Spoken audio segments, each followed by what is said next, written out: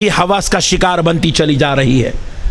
मुनज़्ज़म तौर पर हमारी बेटियों को आज फ्रेंडशिप के जरिए से, लव के जरिए से, कॉलेज के जरिए से, स्कूल्स के जरिए से और कई कई जराए से हमारी बच्चियों को गैर मुस्लिम अपनी हवस का शिकार बना रहे हैं, अपनी हवस का शिकार बना रहे हैं।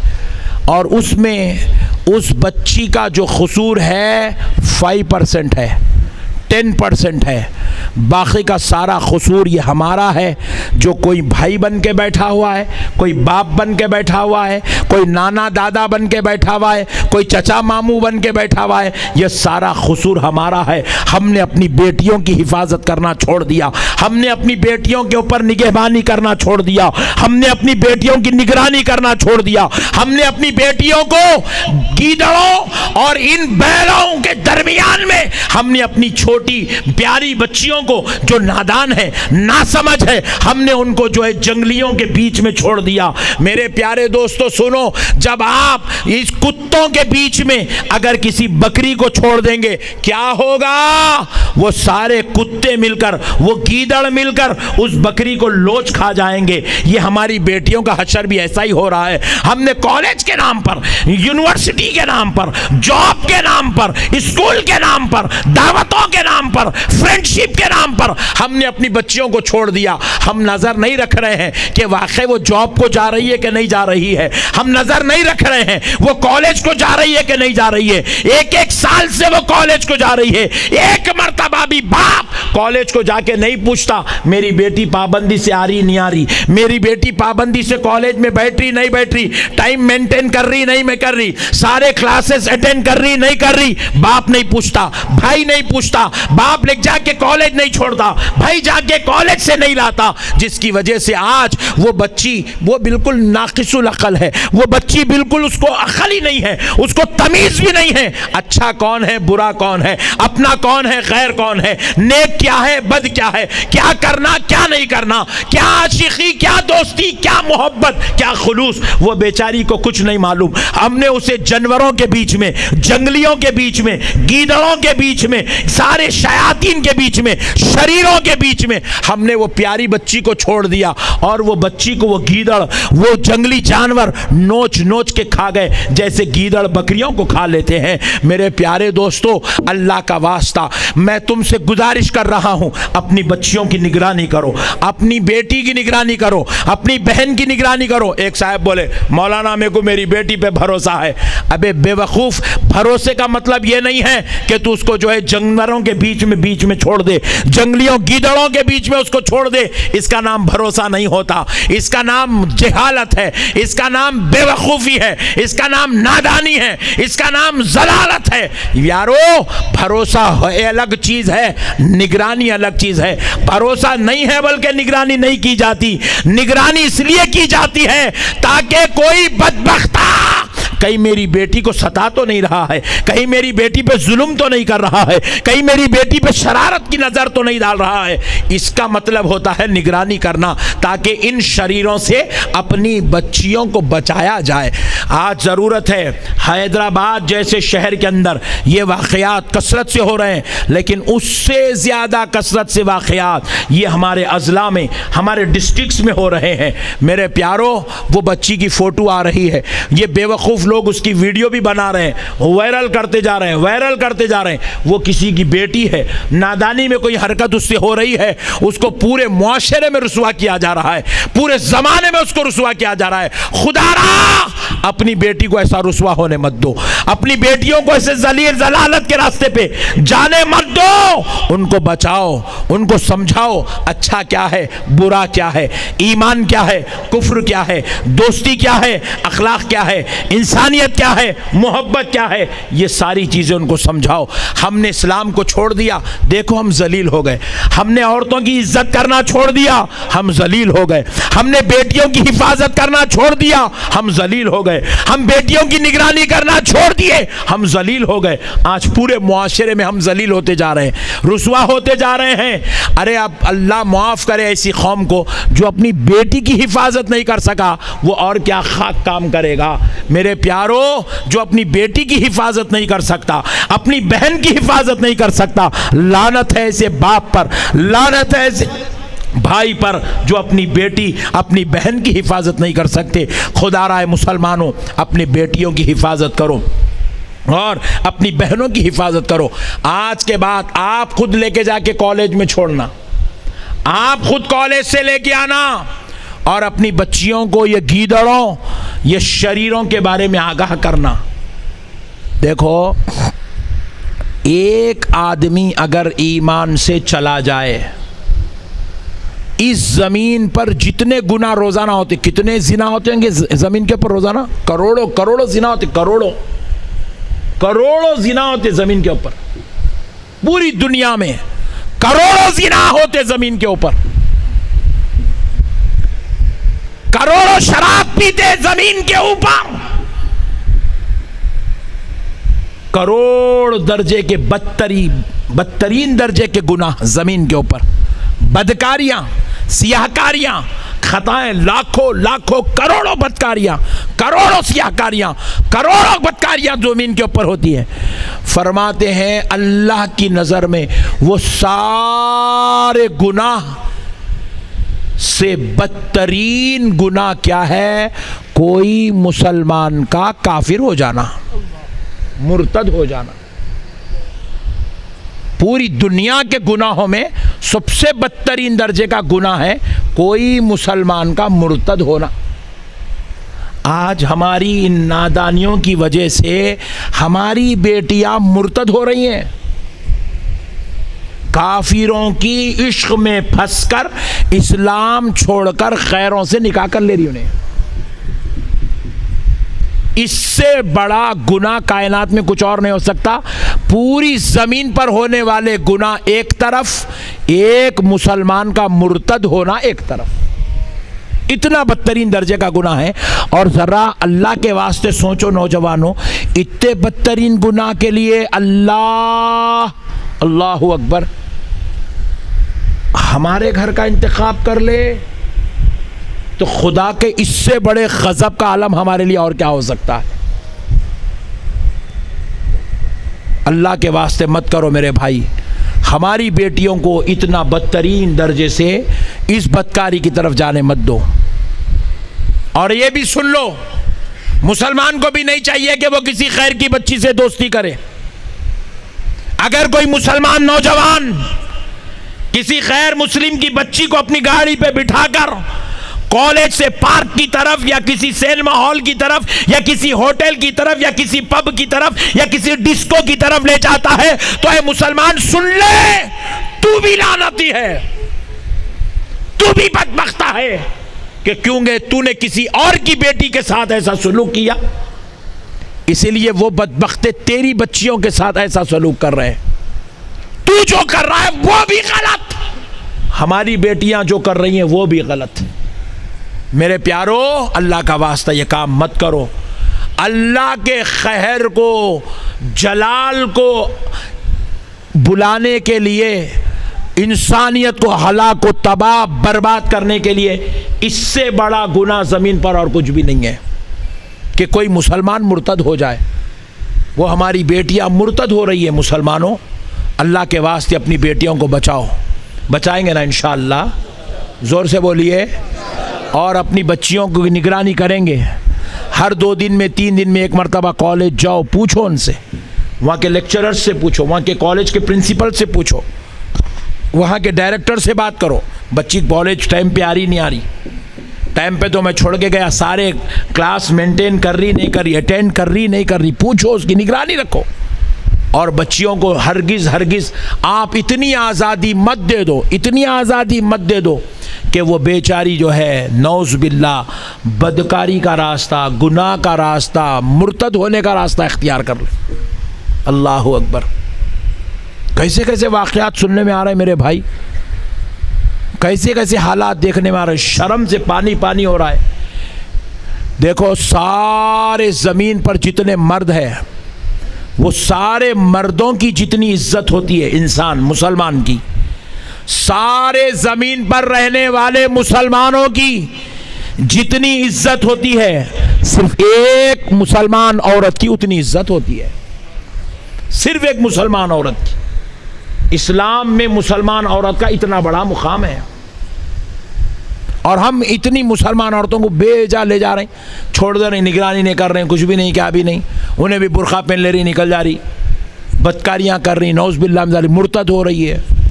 खुदा राय मुसलमानों, अल्लाह का वास्ता अपनी बेटियों की हिफाजत करो, अपनी बेटियों की हिफाजत करो, अपनी बेटियों को दीन की तालीम दो, अपनी बेटियों के लिए जलसे जुलूसों का एहतमाम करो।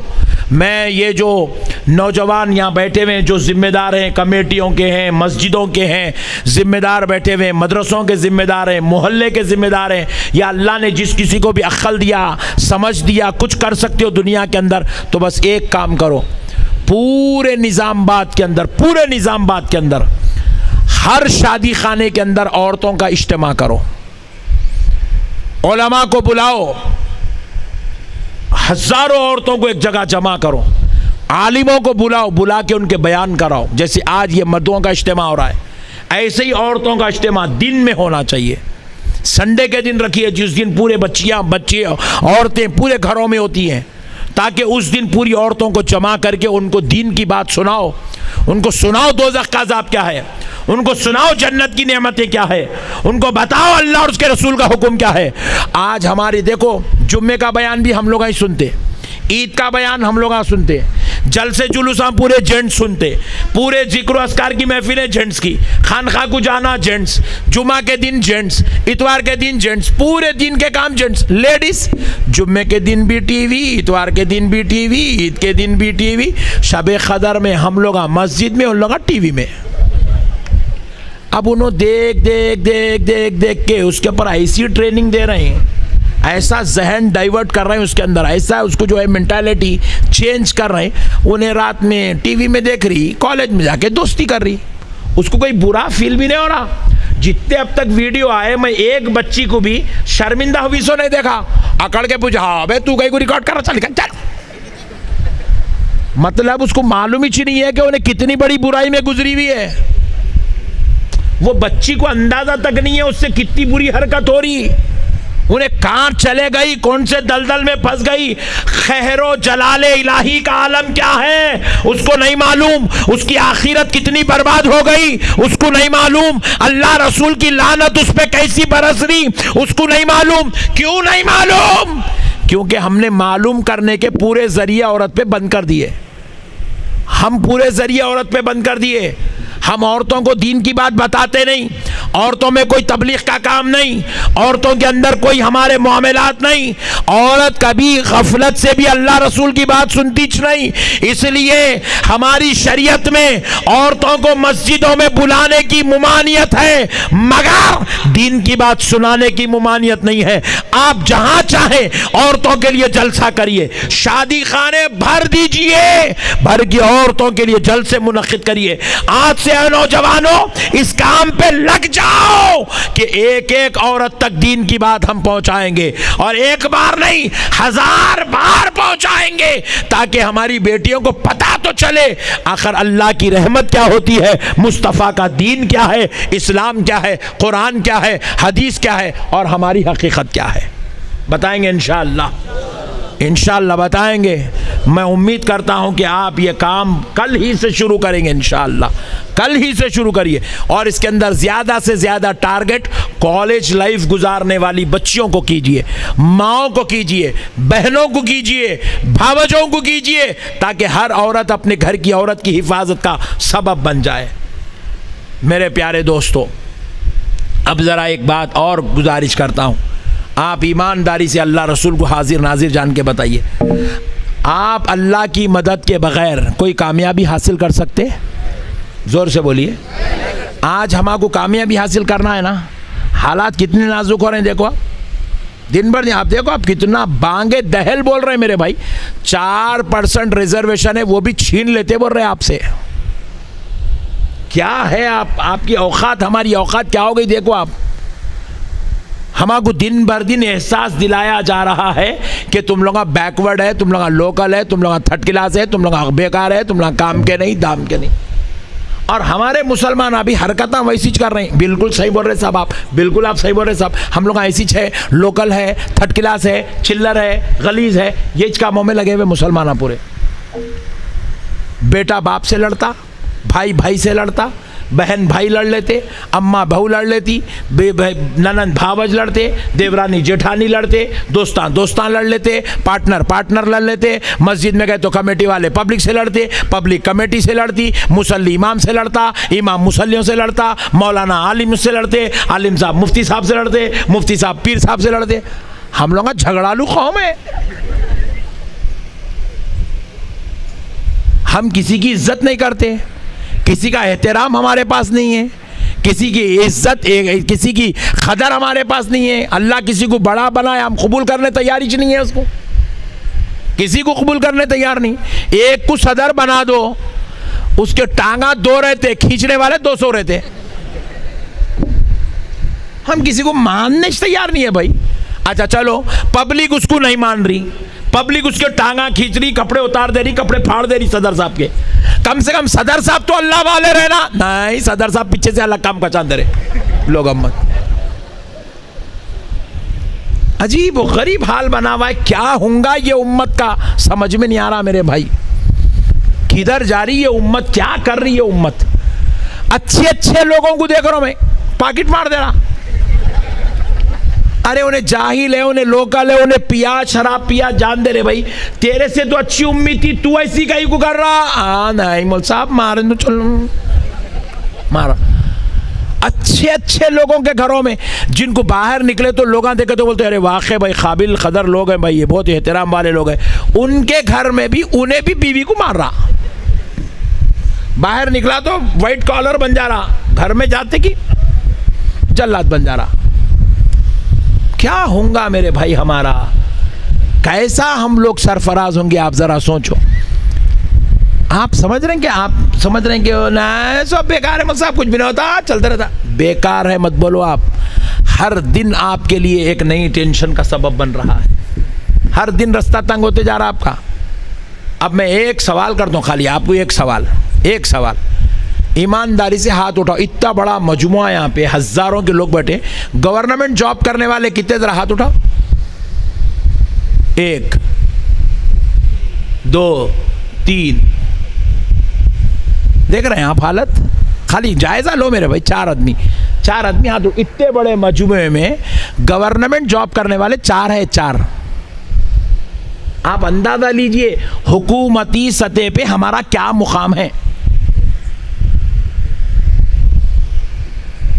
क्या मुकाम है हमारा, क्या वैल्यू रह गई हमारी, आप बताइए। आप बुरा नहीं मानना, कौम का जायजा लेना जरूरी है। इतनी बड़ी हमारी यहाँ पर मजमुआ, इतना बड़ा मजमुआ, हजारों की तादाद है। इसमें डॉक्टर कितने हैं, जरा हाथ उठाओ। 1 है बेचारा, अल्लाह का बंदा। 2 डॉक्टर है बस, 2। हम अपने बच्चों को पढ़ाना नहीं चाहते मेरे भाई, हम अपने बच्चों को काबिल बनाना नहीं चाहते। हमारे पास क्या सिस्टम है मालूम है, मैं बता रहा हूँ आपको, ईमान से बता रहा हूँ, सुनिए गौर से। मौलाना सिस्टम क्या चल रहा देखिए हमारे पास। एक बच्चे को पूछा मैं, क्या है मियाँ, क्या कर रहे हैं तुम? ऑटो चला रहा हूँ मैं। कहाँ है तुम्हारे वालिद साहब? जी यहाँ।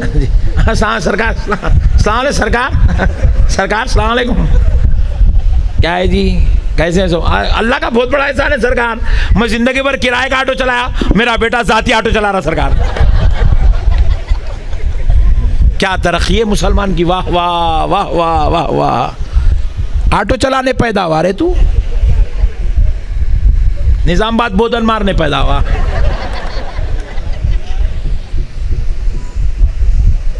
कहाँ जा रही है कौम, क्या हो गया है कौम का?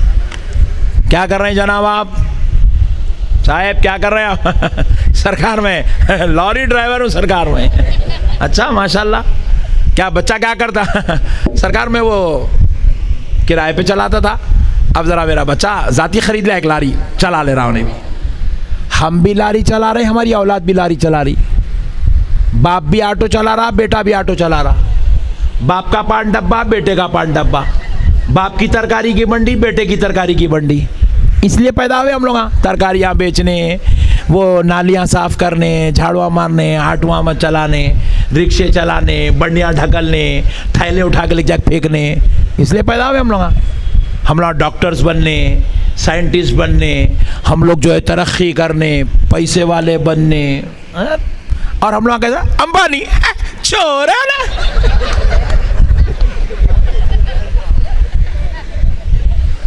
खाली यही बोलना हमारा पैसे वाला दिखा, हराम का है सब, हराम का है। अबे उसका ने हराम का होगा, तेरे का ने हलाल का क्या है?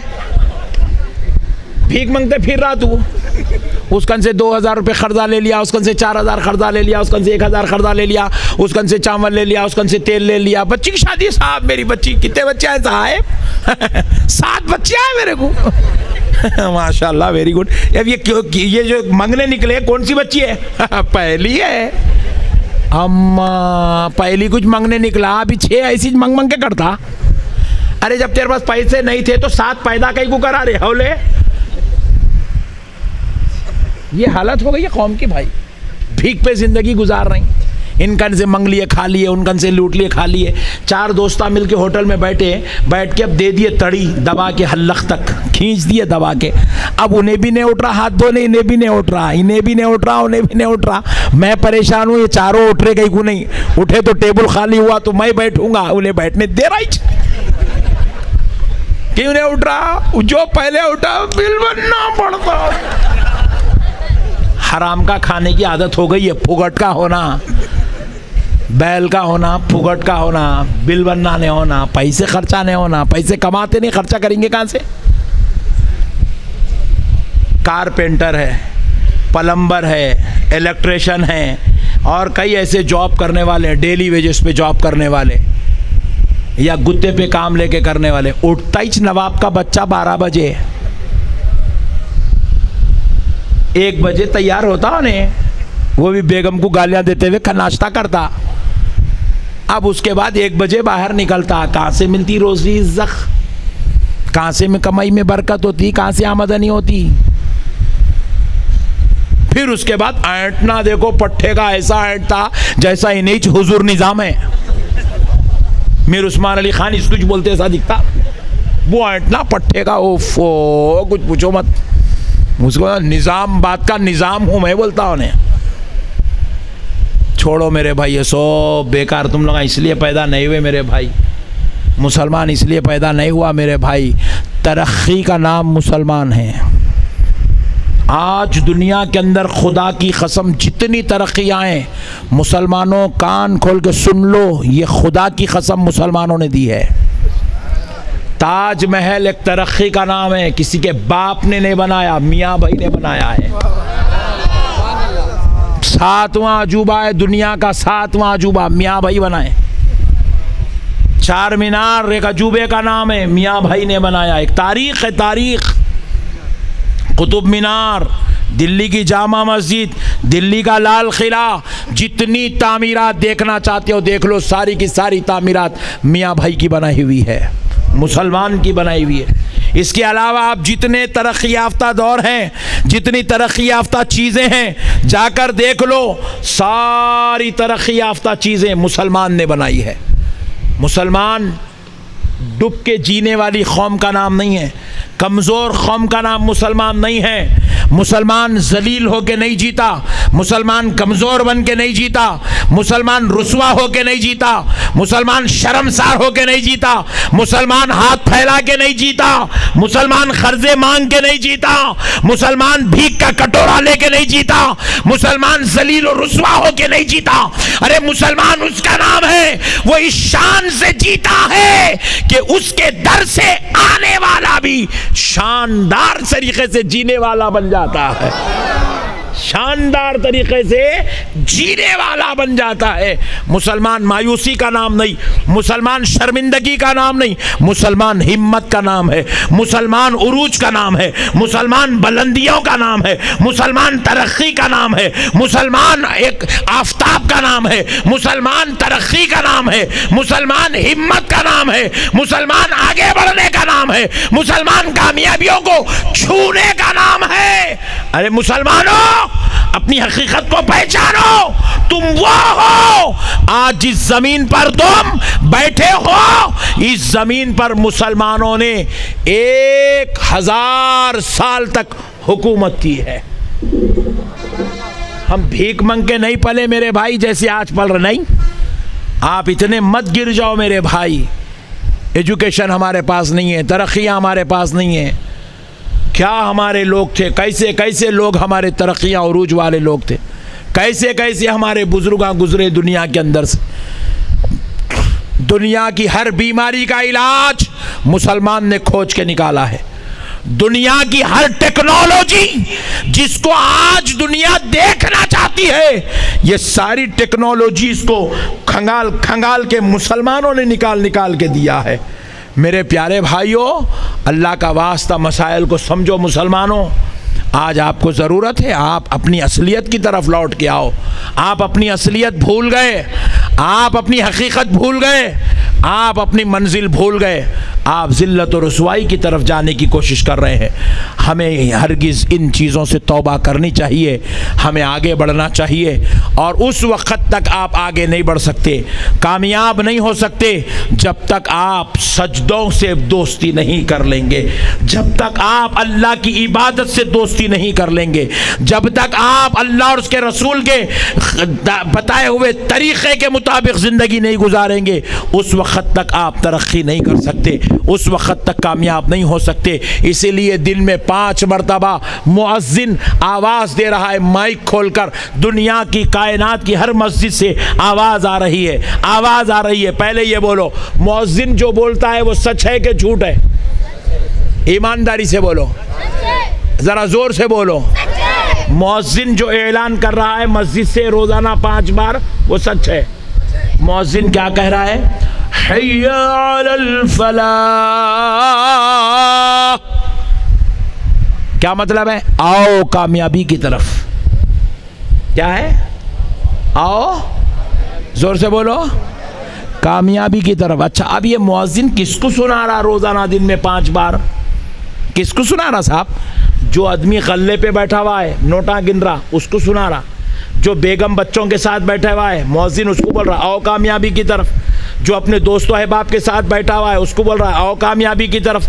जो कॉलेजों में किताब खोल के बैठे हुए हैं, मुअज्जिन उनको कह रहा है आओ कामयाबी की तरफ। जो अपने बड़े बड़े बिजनेस के धंधों में, कारोबार में, तिजारत में मुब्तला है, मुअज्जिन उनको कह रहा है आओ कामयाबी की तरफ। जो लीडरों के दरमियान में बैठा है, उनको कह रहा है आओ कामयाबी की तरफ। जो करोड़ों का हिसाब कर रहा है, मुअज्जिन उनको कह रहा है आओ कामयाबी की तरफ। जो इल्म की मजालिस में बैठा है, मुअज्जिन उनको कह रहा है आओ कामयाबी की तरफ। जो सोते पड़ा हुआ है, मुअज्जिन उसको कह रहा है आओ कामयाबी की तरफ। तो पता क्या चला? कामयाबी न तालीम में है, न दौलत में है, न नींद में है, न कामयाबी तुम्हारे बंगलों में है, न तुम्हारे मनसब में है, न तुम्हारे ओहदों में है। कामयाबी तो सबको छोड़कर खुदा के दरबार में आने में कामयाबी रखी हुई है, अल्लाह की इबादत में कामयाबी रखी हुई है। ये सारे असबाब है, ये कारोबार असबाब है, ये तिजारत असबाब है, ये इल्म असबाब है, ये सारे मामलात असबाब है। बीवी बच्चे, ये सब एक सबब है। हकीकत क्या है? अल्लाह की इबादत करना, ये हकीकत है। और इसी में कामयाबी है मुसलमानों। इसको छोड़ के खुदा की कसम कामयाब नहीं हो सकते। और मैं बारहा कह रहा हूं, ये जमाने में तुम किसी शर का शिकार नहीं होना। कोई तुमको चढ़ा के करके तुम्हारे हाथ में बंदूक दे दे, बम दे दे, ऐसे हालात में कोई तुम्हारे हाथ में अंदर कोई तुम्हारे को जो है तलवार थमा दे, जंबिया थमा दे, खुदा की कसम मुसलमानों, ऐसी कोई गलत हरकत मत करना, ऐसी कोई नादानी मत करना। इसमें कामयाबी नहीं है, बम में कामयाबी नहीं है, मिसाइल में तुम्हारे लिए कामयाबी नहीं है, चाकू जंबिया उठाने में तुम्हारे लिए कामयाबी नहीं है। आके अपने रब को सजदा कर लो, इसमें तुम्हारे लिए कामयाबी है, इसमें कामयाबी है। रब की बारगाह में अजी तुम आओ जी, तुमको मालूम ही नहीं अल्लाह की बारगाह में क्या रखा हुआ है। एक मिसाल दे के बात खत्म कर देता हूं। जंगे बदर में हम 313 थे। कितने थे? और हमारे दुश्मन हजारों की तादाद में थे नहीं थे? हमसे बड़ी तादाद में थे। और दुश्मन के पास तीर था, तलवार थे, असलाह थे, उनके पास कमान थी, उनके पास भाले थे, उनके पास नेज़े थे, दुश्मन के पास खंजर था, मगर 313 के पास कुछ भी नहीं था। ना तीर था, न कमान था, न तलवार थी, न खंजर था, न नेज़ा था, न तलवार थी, न कुछ था, मगर खुदा की कसम कामयाबी फिर भी 313 के कदम चूम रही थी। क्यों चूम रही थी? जबकि कोई तीर भाले असला नहीं थे, मगर खुदा की कसम कान खोल के सुन लो, वो 313 के पास दिल में इश्क़ रसूल था और सजदों की लज्जत उनकी पेशानियों में बसी हुई थी। उनका दिल अल्लाह और उसके रसूल की मोहब्बत में कुर्बान हो चुका था। वह अपने आप को अल्लाह के हवाले कर चुके थे। मौला ने वादा किया, बंदो तुम मेरे हो जाओ, कामयाबी तुम्हारी हो जाएगी। तुम जिधर जाओगे उधर तुम्हारे झंडे लहराने शुरू हो जाएंगे। तुम मुझको छोड़कर कामयाबी हरगिज़ नहीं पा सकते। अल्लाह के हो जाओ मेरे भाइयों, अपने बच्चों को दीनदार बनाओ। कल से फजर की नमाज खुद भी पढ़ेंगे, अपनी बेगम को भी उठाएंगे, अपने बच्चों को भी हाथ पकड़ के मस्जिद ले जाएंगे। आप हम सब अपने घरों को इबादत की तरफ ले आएंगे। अपने सारे घर वालों को नमाज, रोज़ा, ज़कात, हज, तक़वा, इबादत, ज़िक्र, अज़कार, वज़ाइफ की तरफ ले आएंगे। कसरत से दरूद पाक पढ़ो, कसरत से इस्तग़फ़ार शरीफ पढ़ो, कसरत से ला इलाहा इल्लल्लाह का विर्द करो। इंशाअल्लाहुल अज़ीज़ खुदा की कसम ये जालिम नीस्तो नाबूद हो गए हैं और हो जाएंगे। अल्लाह हमको ज़रूर कामयाबी अता करेगा। वमा अलैना इल्लल बलाग़ वल्हम्दुलिल्लाहि रब्बिल आलमीन।